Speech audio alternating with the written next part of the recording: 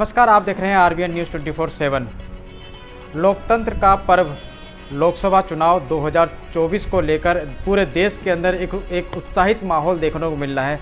तमाम राजनीतिक दल और पूरा देश इस चुनाव के, इस लोकतंत्र के पर्व के रंग में रंगा हुआ है और इसी चुनाव को लेकर जो है दोनों ही गठबंधन यानी इंडिया गठबंधन और एनडीए गठबंधन चुनावी मैदान में आमने सामने नजर आ रहा है, क्योंकि 2024 का चुनाव देश की दिशा और दशा दोनों को बदलने वाला है, साथ ही देश को चलाने के लिए एक नई सरकार देने वाला है। तो इसी कड़ी में आज हम बदरपुर विधानसभा, जो कि दक्षिणी दिल्ली लोकसभा के अंतर्गत इलाका आता है, वहाँ पर मौजूद है और बातचीत करने के लिए आज आम आदमी पार्टी के विधानसभा अध्यक्ष, बदरपुर विधानसभा अध्यक्ष डॉक्टर वीके जैन जी हमारे साथ मौजूद हैं। तो उनसे बातचीत करेंगे कुछ राजनीतिक मुद्दों को लेकर, चुनाव 2024 को लेकर उनका क्या मानना है, क्या कहना है। सर, सबसे पहले स्वागत आपका यहाँ पधारने पर मैं स्वागत करता हूँ। सर, आज दक्षिण दिल्ली से इंडिया गठबंधन के उम्मीदवार शाहीराम पहलवान जी की एक नामांकन और आशीर्वाद यात्रा निकाली गई। बदरपुर से इसकी शुरुआत हुई और क्या कुछ कहेंगे, किस तरह का पूरा माहौल रहा, इसके बारे में ज़रा बताइए। माहौल बहुत अच्छा रहा। बड़ी संख्या में लोगों ने उन्हें आशीर्वाद दिया, बड़ी संख्या में लोग उनका नामांकन कराने पहुँचे और हमारी जो 10 विधानसभाएँ लगती हैं साउथ दिल्ली में, सभी जगह से हमारे कार्यकर्ता पहुँचे और बड़ी संख्या में। बदरपुर विधानसभा की क्या भूमिका इस पूरे जो इनके पदयात्रा थी, इसमें बदरपुर की क्या भूमिका रही है? भूमिका तो सभी विधानसभाओं की रही है हमारे कार्यकर्ताओं की। बदरपुर में भी बहुत अच्छा रहा है। सभी वार्डों से तमाम कार्यकर्ता जो है, जिसको जो साधन था, किसी के पास कार, किसी के पास बाइक, उससे पहुँचे और नामांकन उन्होंने जो है कराया और सभी ने आशीर्वाद दिया, सभी ने स्वागत भी किया। अच्छा सर, शाहीराम जी का जो रथ यात्रा थी, जो पदयात्रा चल रही थी, जो उनका रथ सा बना हुआ था, उसमें एक नारा देखने को मिला था, जेल का जवाब वोट से। आपके तमाम डोर टू डोर जितने भी आपके कैंपेन चल रहे हैं, उसके ऊपर भी यही नारा नज़र आता है। जितनी पदयात्राएं होती हैं, जनसभाएं होती हैं, संकल्प यात्रा सभाएं होती हैं, उसमें भी यही नज़र आ रहा है। क्या आपका पूरा चुनाव लड़ने का आधार सिर्फ यही है? देखिए, चुनाव में हमने जो वायदे किए तो हमने पूरे किए हैं और अब जो वायदे किए हैं उनको पूरे करेंगे, ऐसा नहीं है। लेकिन ज्वलंत इस वक्त जो है, जो विचार है, जो मूवमेंट है, वो इस बात को लेकर के चल रही है कि केजरीवाल जी को बिना किसी जांच के, बिना किसी कारण के बंद कर दिया। मतलब मर्डर की में भी जमानत होती है और साधारण व्यक्ति की भी होती है। एक दिल्ली जैसी राजधानी में एक दिल्ली राज्य के मुख्यमंत्री को और बगैर जांच किए निष्कर्ष पर पहुँचे बंद कर देना और उसकी जमानत न मिलना, क्योंकि ईडी में ये प्रावधान है कि जांच करो। आज सुप्रीम कोर्ट ने यही फटकार लगाई है ईडी को कि आप जांच में इतना अंतर कैसे कर सकते हैं, किसी को चुनाव से पहले ऐसे कैसे बंद कर सकते हैं। और उस पर आप देखना परिणाम जो है ईडी के खिलाफ आने वाला है। मेरे को ये उम्मीद है, क्योंकि सर्वोच्च न्यायालय में पर हमारी नज़र टिकी हुई है। सर्वोच्च न्यायालय से हमें न्याय मिलेगा और ये पूरी तरीके से निराधार और गलत है कि आप किसी को जाँच के आधार पर कैसे बंद करें। मान लीजिए जांच में कुछ नहीं निकला या जांच में पाया गया कि जो हम आरोप लगा रहे हैं वो निराधार हैं, गलत हैं, तब क्या करेगी? तब क्या भारतीय जनता पार्टी उनको बदले में देगी? इसका मतलब ये है कि आप जांच के नाम पर किसी को बंद कर दें और बाद में ईडी के साथ भारतीय जनता पार्टी को क्यों जोड़े? दोनों अलग अलग हैं। देखिए, अलग अलग हैं, कानून में अलग अलग हैं, लेकिन दुरुपयोग हो रहा है। अब जैसे क्या ईडी वाले या भारतीय जनता पार्टी वाले इस बात का जवाब देंगे कि संजय सिंह जी को 6 महीने बाद आप कहते हो अब हमें इनकी ज़रूरत नहीं है, आपने 6 महीने तक रोक के रखा, क्यों? फिर कहते हो अब इनका विरोध नहीं करना हमको, अब इनको जमानत आप दे सकते हो, उससे पहले करो जमानत नहीं दे सकते हो। क्या किया तो आपने ऐसा जांच में? इसका मतलब है जानबूझ करके तंग करना, जानबूझ करके लोगों को लटकाना। और जिनके बयानों पर आदरणीय केजरीवाल साहब को बंद किया गया है, वे सब भारतीय जनता पार्टी के जो है कार्यकर्ता हैं या उनसे मिले हुए हैं। एक व्यक्ति तो उसमें जो है एनडीए गठबंधन के तहत चुनाव लड़ रहा है। अब इससे ज़्यादा और दुरुपयोग क्या होगा? फिर उनसे आप चंदा ले रहे हैं, जिसके सबूत पकड़े जा रहे हैं। आप बताइए, सुप्रीम कोर्ट ने अगर चंदे की लिस्ट न मांगी होती चुनाव आयोग से और बैंकों से मांगा, चुनाव आयोग को उन्होंने कहा इस पर कार्रवाई करिए, आप बताइएगा, बैंक भी उसको लिस्ट को देने में आनाकानी कर रहा था। लेकिन सुप्रीम कोर्ट के आगे तो किसी की चलती नहीं है ना, कानून सर्वोच्च है, इसलिए लिस्ट देनी पड़ी। उससे पता चला कि जिन लोगों के बयानों पर बंद किया गया वे तो भारतीय जनता पार्टी को चंदा दे रहे हैं और उनका पिता या उनका रिश्तेदार जो है चुनाव लड़ रहा है। ये तो गलत बात है। अच्छा सर, अभी आपने कहा कि हमने जो जो वादे किए वो सारे पूरे किए, लेकिन आपके जो प्रतिद्वंदी हैं बदरपुर से विधायक रामवीर सिंह बिधूड़ी जी, उनकी जो जनसभाएं हैं या उनके जो भाषण हैं वो सुनने को मिलते हैं। उसमें ये देखा जाता है कि आप लोगों ने 2015 में 2020 में वादे किए थे कि 500 नए स्कूल बनाए जाएंगे, 20 कॉलेज खोले जाएंगे, लेकिन आज तक आपने ना स्कूल बनाए ना कॉलेज खोले। उसके बाद आपके जो सरकारी स्कूल हैं उनमें टीचर उपलब्ध नहीं है, वॉइस प्रिंसिपल उपलब्ध नहीं है, प्रिंसिपल उपलब्ध नहीं है, तो और जो गेस्ट टीचरों को आप लोगों ने पक्का करने का वादा किया था वो भी आप आज तक अधूरा है। ऐसा है, अगर कोई चोर थानेदार को चोर कहने लगे तो थानेदार चोर नहीं हो जाएगा। इनका उल्टा खेल है। भारतीय जनता पार्टी से एक भी वायदा पूरा नहीं हुआ। उन्होंने कहा 15 लाख लाएंगे, वो नहीं लाए। उन्होंने कहा बात उनके वादे की नहीं है, बात आपके वादे की। और रामवीर सिंह बिधूड़ी ने जो बात बता रहा हूँ, आप सुनने का पेशेंस रखिए। उन्होंने अपना एक भी वायदा पूरा नहीं किया। नोटबंदी से कोई फायदा नहीं हुआ, देश को कुछ नहीं बताया क्या हिसाब आया। यहाँ तक है कोरोना में पीएम फंड में जो आया उसका कोई हिसाब नहीं। ऐसा है जो चंदा दिया उसका कोई हिसाब नहीं लिया। इस तरह से वो कुछ नहीं, और भ्रष्टाचारियों को अपनी पार्टी में भर लिया पूरी तरीके से। ऐसा महंगाई कम नहीं हुई, बेरोजगारी दूर नहीं हुई, लोगों को, किसानों को जो उनकी आय दूनी कर रहे थे वो कुछ हुई या नहीं। अब उल्टा जो है दूसरा कहता है, केजरीवाल ने जो गारंटी दी थी कि 700 लीटर 20,000 लीटर पानी एक महीने में 700 लीटर तक दे तकरीबन, तो फ्री देंगे, दे रहे हैं। 200 यूनिट बिजली फ्री देने का वायदा किया था, दे रहे हैं। महिलाओं के लिए उन्होंने कहा था सुविधाएं देंगे, बस को फ्री कर दिया है। आप इसके बाद बताइएगा, बच्चों को सबसे, किसी की गरीबी दूर अगर करनी है उसका सबसे बेस्ट तरीका है कि आप उसके बच्चों को पढ़ा दीजिए। सब बढ़िया स्कूल कर दिए, प्राइवेट स्कूलों से ज़्यादा अच्छे कर दिए। मोहल्ला क्लिनिक बना दिए नज़दीक, जिससे गरीब आदमी अपना इलाज जाके करा सके। बड़े हॉस्पिटलों में अगर ज़रूरत पड़े तो वहाँ जाए, नहीं तो जो है छोटा पूरा इलाज जो है मोहल्ला क्लिनिक हो जाए, सारे टेस्ट उसके हो जाए। अब ऐसा कहीं है, भारतीय जनता पार्टी में हिम्मत है तो काफ़ी राज्यों में उसकी सरकार है, कहीं तो करके दिखाए। रामवीर सिंह बिधूड़ी जी का सीधा सीधा आरोप है कि स्कूलों में वॉइस प्रिंसिपल नहीं है, प्रिंसिपल नहीं है, शिक्षक नहीं है, और जो गेस्ट टीचरों को पक्का करने के लिए कहा तो उनको पक्का नहीं किया। ऐसा है, रामवीर सिंह बिधूड़ी बेसलेस बात किया। रामवीर बिधूड़ी जी का एक हिसाब किताब है बहुत पुराना कि एक झूठ को 100 बार कहो, लगातार कहो, 100 बार कहो, तो वो झूठ जो है लोग जो उसको सच मानने लगेंगे। उनका शुरू से एक खेल है, वो झूठ बोलते हैं। ऐसा नहीं है, दिल्ली का रिजल्ट बताता है।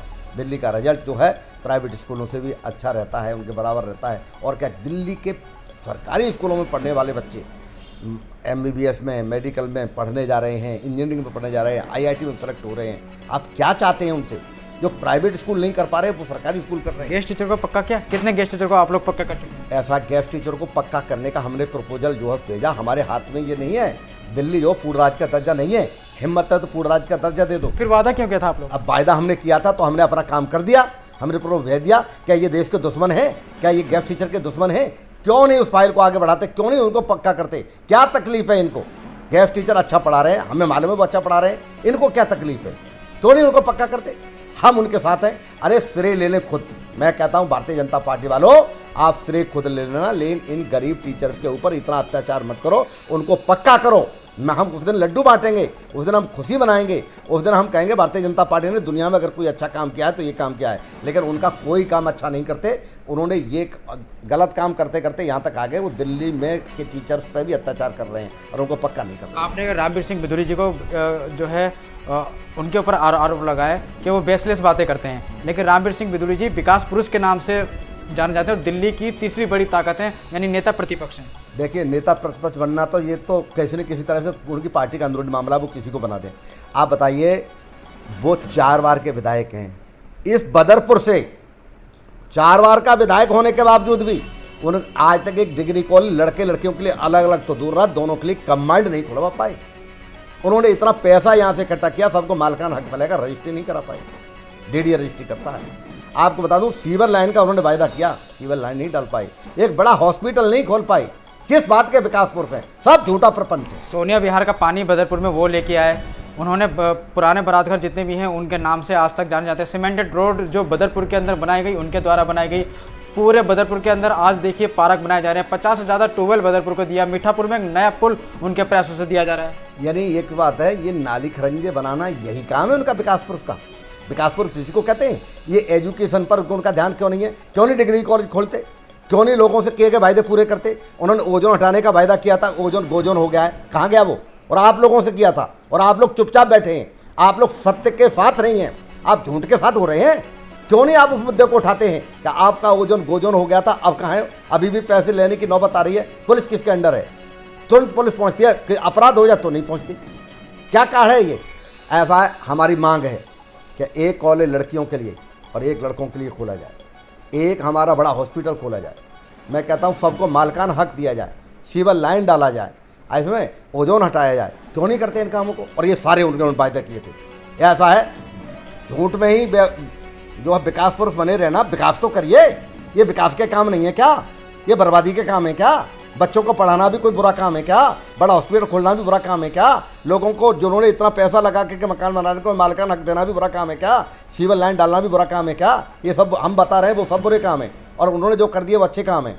यानी आप बताइए, और अगर तुम्हारे से कुछ नहीं होता है तो ज़मीन हमें दे दीजिए, हम ये सब काम खुद कर देंगे, हम बना देंगे। सहीराम जी की जितनी भी बदरपुर के अंदर, खासकर बदरपुर की बात की जाए, बदरपुर के अंदर जितने भी उनके प्रोग्राम हुए हैं, पदयात्राएं या जनसभाएं हुई हैं, तो उसमें कहीं ना कहीं आम आदमी पार्टी के जो जिले की टीम है, मेन जिले की टीम उसमें नज़र नहीं आ रही। आप बदरपुर के अध्यक्ष हैं और आपकी ही पूरी टीम प्रॉपर तरीके से वहाँ पे नज़र नहीं आ रही है ना। यूथ विंग की टीम तो कहीं ना कहीं नज़र आ रही है जिला अध्यक्ष के साथ साथ, लेकिन बहुत सारे विंग हैं जिनमें माइनॉरिटीज़ के लोग नज़र नहीं आ रहे। ऐसा क्यों? ऐसा कौन कहता है जिले की टीम नज़र नहीं आ रही? हमारे जिले के प्रभारी हैं सुनील तोमर जी, तो प्रदेश में संगठन मंत्री हैं। आए दिन जो है बदरपुर में जितना काम वो कर रहे हैं उतना और किसी विधानसभा में नहीं कर रहे, और पूरे जिले के डीएस वगैरह जो रोजाना जो है बदरपुर में काम कर रहे हैं। मैं स्वयं काम कर रहा हूँ। मेन टीम के जिला अध्यक्ष और महिला विंग के जिला अध्यक्ष नजर नहीं आ रही। मेन विंग के जो जिलाध्यक्ष थे वो आजकल ऑन डेपुटेशन नई दिल्ली में काम कर रहे हैं, और उनकी जगह पर सत्येंद्र तोंगर जी यहाँ काम करने की बात कर रहे हैं। और वो लगातार हमारे संपर्क में ही नहीं केवल रहते, फिजिकली वो यहाँ मौजूद रहते, हर प्रोग्राम में वो मौजूद रहे हैं। ये सब कुछ सरासर आपका जो है सोच है वो गलत है, और आपको इसका मतलब जानकारी नहीं है। सत्येंद्र तोंगर जी को अगर पहचानते हैं तो देखना कि जो अभी कल भी जो प्रोग्राम हुआ था उसमें भी वो मौजूद थे। हर प्रोग्राम में मौजूद होते हैं, जिले की हर टीम मौजूद होती है। तो जो पुराने कार्यकर्ता हैं उनको आप लोग आज तक मनाने में क्यों नाकाम रहे? जैसे शशि गौतम आपकी पुरानी कार्यकर्ता रही है, आम आदमी पार्टी की शुरू से काम करती रही है, और इमरान सैफी जी भी रहे हैं, उसके अलावा दीन मोहम्मद हो गए, बहुत सारे लोग हैं आपकी टीम के अंदर तो जो आज तक नाराज हैं। आपके अनिल शर्मा जो आपके बदरपुर विधानसभा के उपाध्यक्ष हैं, वो भी आजकल आम आदमी पार्टी के कार्यक्रमों में नज़र नहीं आ रहे, कहीं ना कहीं नदारत नज़र आ रहे हैं। देखिए, मैं उन सभी का सम्मान करता हूँ, मैं उन पर कोई आरोप नहीं लगाता, लेकिन उनकी इच्छा एक है कि भाई सबको टिकट मिल जाए। अब टिकट कहाँ से लाई जाए? तो रेल का टिकट तो है नहीं जो सबको बांट दी जाए।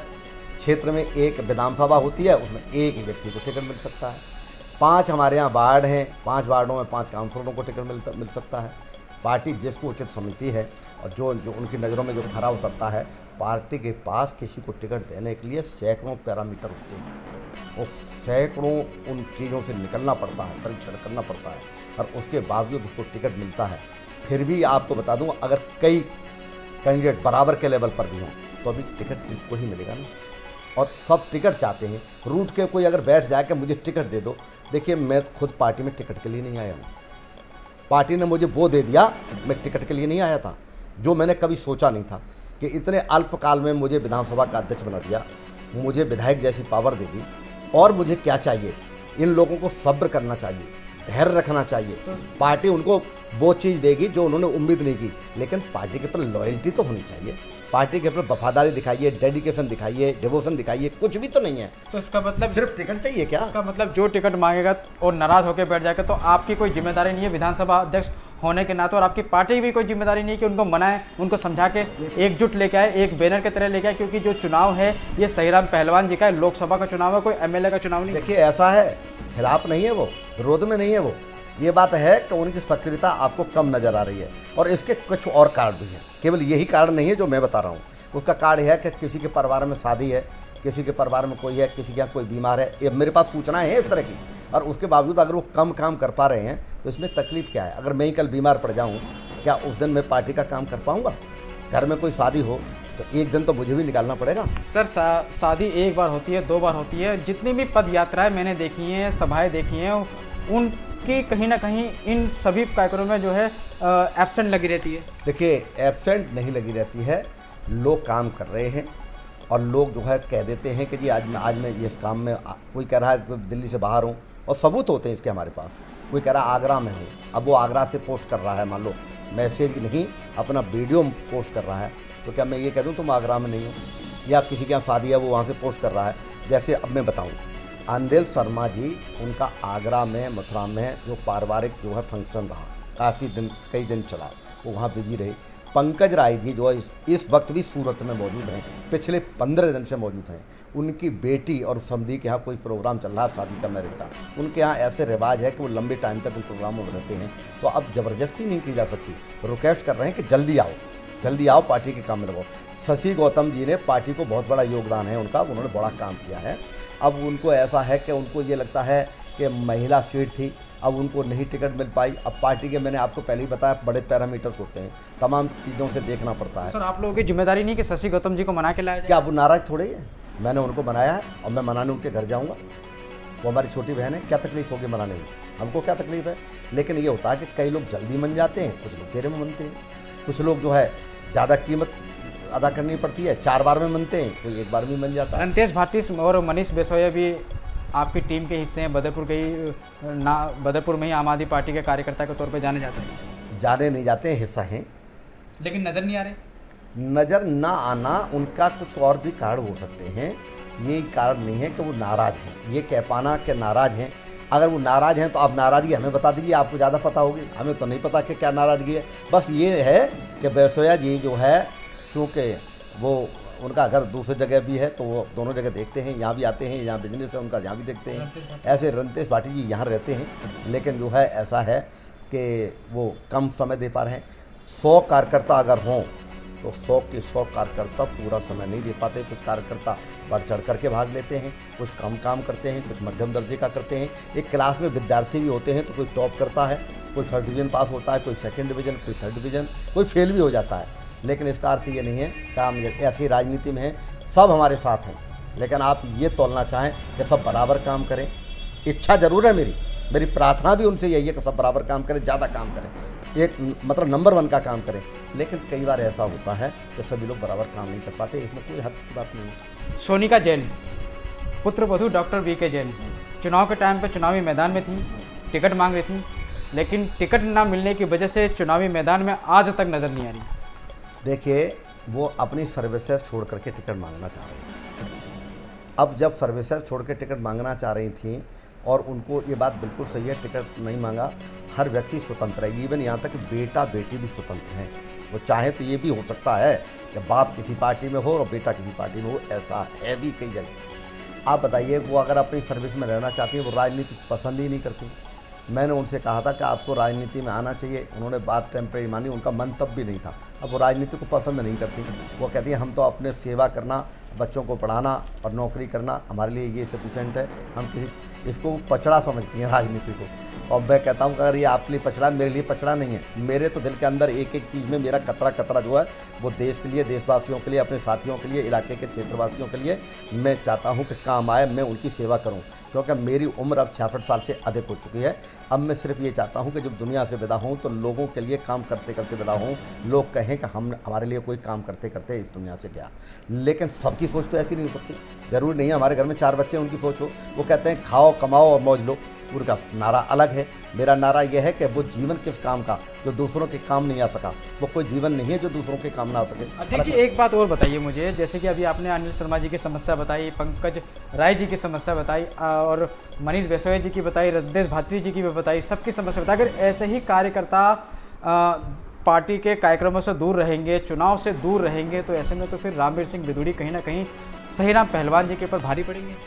देखिए, पहली बात तो यह है, अगर 1% कार्यकर्ता, मान लीजिए हमारे यहाँ पर 200 कार्यकर्ता हैं और उनमें से 4 कार्यकर्ता कितने परसेंट हुए? 2%। अगर 2% कार्यकर्ता किसी परेशानी में बिजी हैं, बीमार हैं, कोई और कार्ड है, उनका फंक्शन है, तो कोई विशेष फर्क नहीं पड़ता। और रामवीर सिंह बिधूड़ी जो भारी पड़ेंगे, जो आप कह रहे हैं, वो ये तो 4 जून को पता लगेगा कितने भारी पड़ते हैं।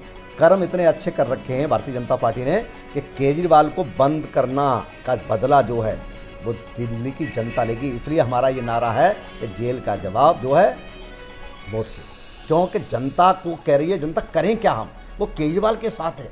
वो केजरीवाल को कह रहे अरे बुजुर्ग महिलाएं कह रही हैं हमारे बेटे को बंद कर दिया, यंग महिलाएं कह रही हैं हमारे भाई को बंद कर दिया, जवान लोग कह रहे हैं हमारे भाई को बंद कर दिया, बुजुर्ग कह रहे हैं कि जिसने हमें तीर्थ यात्रा कराई हमारे बेटे को बंद कर दिया।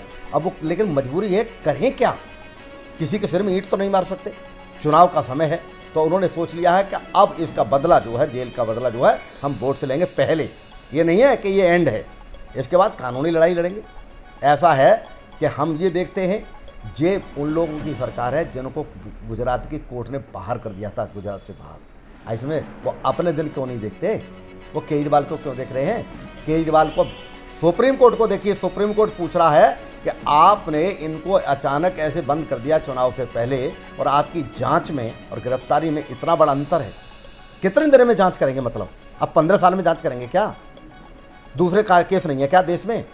हजारों केस और नहीं है, उनमें ये होता है कि जांच करने के बाद दोषी हो जाए व्यक्ति तो उसको सजा होती है और होनी भी चाहिए, लेकिन दोषी नहीं है, आपने उसे जेल में डाल दिया। अगर कल को वो निर्दोष निकला तो आप उसका वो टाइम पीरियड कैसे पूरा करेंगे? कैसे? आज उसकी इज्जत में धावा बोला है आपने, उसके मान सम्मान को ठेस पहुंचाई है, उसके मान सम्मान को कैसे वापस करेंगे? हिम्मत है तो बताइए।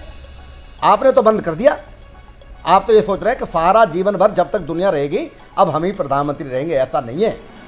दौलत और सत्ता ये किसी के साथ परमानेंट नहीं रहती है, ध्यान रख करके चलिए। दौलत और सत्ता किसी के साथ परमानेंट नहीं रही है, और इनको घमंड हो गया है, और घमंड तो रावण का नहीं रहा, इसमें कंस का नहीं रहा, इनका क्या रहेगा? अंग्रेजों को निकाल करके बाहर कर दिया था देश की जनता ने, इसमें ये तो हमारे अपने हैं, हमारे देशवासी हैं, हमारे नागरिक हैं, सब हैं। तो ऐसा है, अपनों का अत्याचार अभी तक जनता इसलिए झेल रही थी कि चलो कोई बात नहीं, घर की लड़ाई है। लेकिन जिस तरह से ये अन्याय के रास्ते पर निकल पड़े हैं ना, कि जो विपक्ष में है उनको सबको उठा के बंद कर दो, झूठे आरोप लगा करके, और जो व्यक्ति सरेंडर कर दे, जो व्यक्ति हमारी पार्टी में शामिल हो जाए, उसको अपने पार्टी में शामिल करके उसके सारे गुनाह।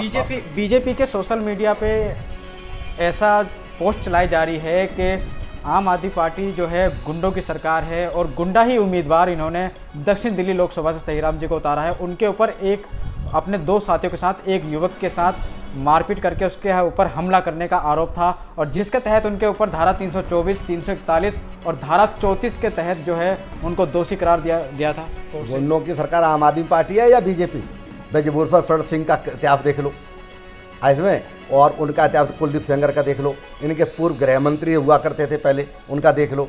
ऐसा कोई ऐसे घिनौने अपराधों में जिनका मैं नाम लेना पसंद नहीं करता, इसमें छेड़छानी, रेप या इससे ज़्यादा खराब कोई काम हो सकता है, उसमें बंद है। इसमें उन्हों के केस चल रहे हैं उन पर, या उनमें अपराधी घोषित हुए हैं, और आप आम आदमी को बता रहे। आम आदमी पर क्या है?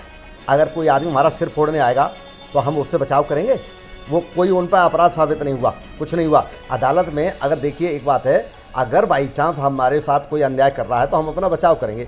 अगर मान लीजिए कोई हमको लग रहा है कि कोई हमें गोली मार देगा तो हम उसका हथियार छीनने की कोशिश करेंगे। उसमें अगर मारा पीटी हो जाए तो ये कोई बहुत बड़ा अपराध नहीं। अदालत ने धारा 324, 341 और धारा 34 के तहत उनको दोषी भी करार दिया था, जिसमें जुर्माना लगा था उनके ऊपर।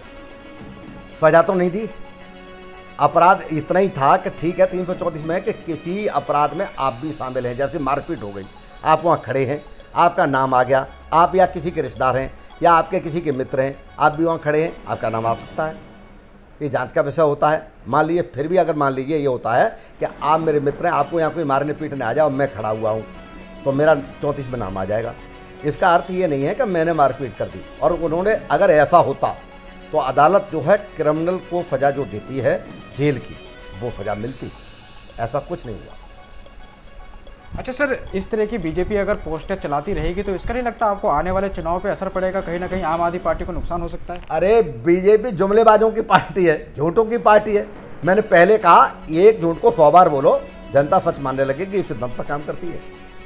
और जुमलेबाजी का हमारे ऑलरेडी गृह मंत्री अमित शाह जी ने कहा है कि जब 15 लाख के लोगों ने बात की तो करे तो हमारा जुमला था।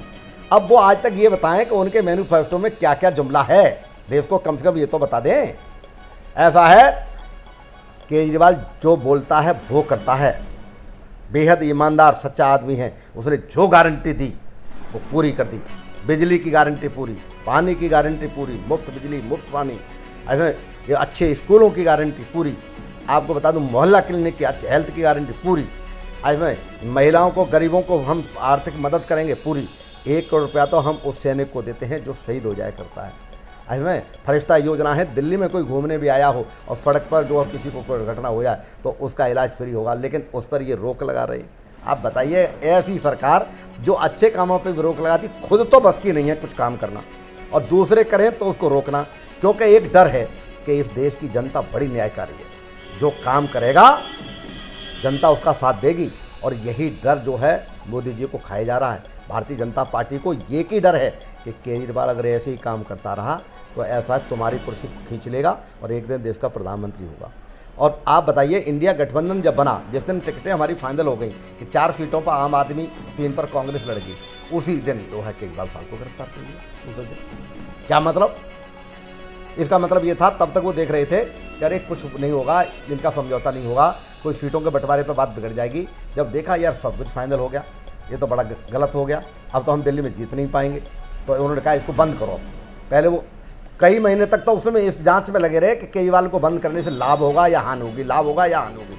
उनकी कैलकुलेशन गलत हो गई, उन्हें यही नहीं पता चला कि केजरीवाल को बंद करने से हानि होगी। अब केजरीवाल को बंद कर दिया, दिल्ली की जनता बदला लेगी, बदला बदला बदला बदला। और ऐसा वोट को जो है 25 मई को झाड़ू का बटन दबा करके भारतीय जनता पार्टी का सुखड़ साफ करेगी, इंडिया गठबंधन जीतेगा। सर आपका बहुत बहुत धन्यवाद, आपने अपने कीमती समय दिया। आपका भी बहुत बहुत धन्यवाद यहाँ आने का।